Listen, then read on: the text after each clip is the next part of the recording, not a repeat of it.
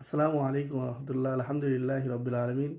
আজকের আলোচনার বিষয় হচ্ছে যে রসুল্লাহ সাল্লামে রমজানের প্রাককালে যেই ভাষণটি দিয়েছিলেন সে সম্পর্কে।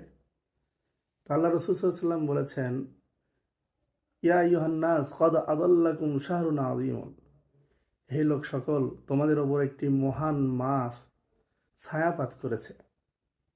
যে কীরকম মহান মাস, এটা অন্য হাদিসে আসছে যে এই মাসের জন্য পুরা বছর জান্নাতকে সুসজ্জিত করা হয়। সুবহানাল্লাহ। এই মাসের যখন প্রথম রাত এরকমভাবে আগমন করে, তখন জান্নাতের তলদেশ থেকে একটি সুমধুর বাতাস প্রবাহিত হয়, যেই প্রবাহে জান্নাতের পাতা পল্লব, ডালপালা এবং কি দরজার কড়াগুলো নড়তে থাকে।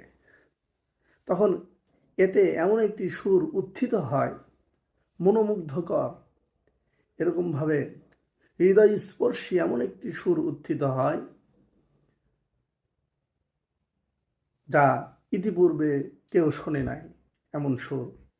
তখন অনিন্দ সুন্দর ডাগর চক্ষু বিশিষ্ট এরকমভাবে হুরগণ আত্মপ্রকাশ করে, জান্নাতের বালাখানার মধ্যে তারা আত্মপ্রকাশ করে এরকমভাবে ঘোষণা করতে থাকে, এমন কোনো কি বান্দা আছে, আল্লাহর প্রিয় বান্দা আছে যে তারা আমাদেরকে বিবাহ করার জন্য আল্লাহর দরবারে দরখাস্ত করবে।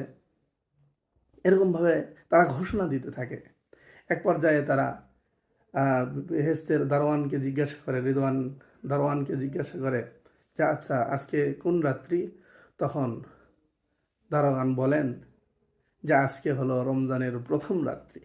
সম্মানী সুধী, আমরা সেই রাত্রিতে আজকে এসেছি, সেই রাত আমরা পেয়েছি। এই মাসে শয়তানকে শৃঙ্খলাবদ্ধ করা হয়, তাকে এরকমভাবে শৃঙ্খলাবদ্ধ আবদ্ধ করে এরকমভাবে সমুদ্রে নিক্ষেপ করা হয়।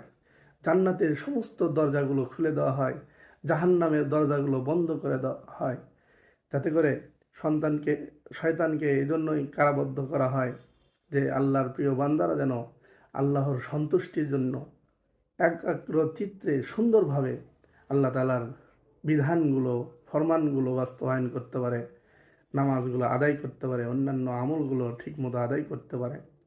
তো আমরা আসি, আজকের থেকেই এরকমভাবে পরিপূর্ণভাবে ইবাদতের প্রতি মনোযোগী হই, ফরজ সিয়ামগুলো আদায় করি, ফরজ রোজাগুলো আদায় করি, ফরজ নামাজগুলো আদায় করি, বেশি বেশি নফলের পাবন্দি করি।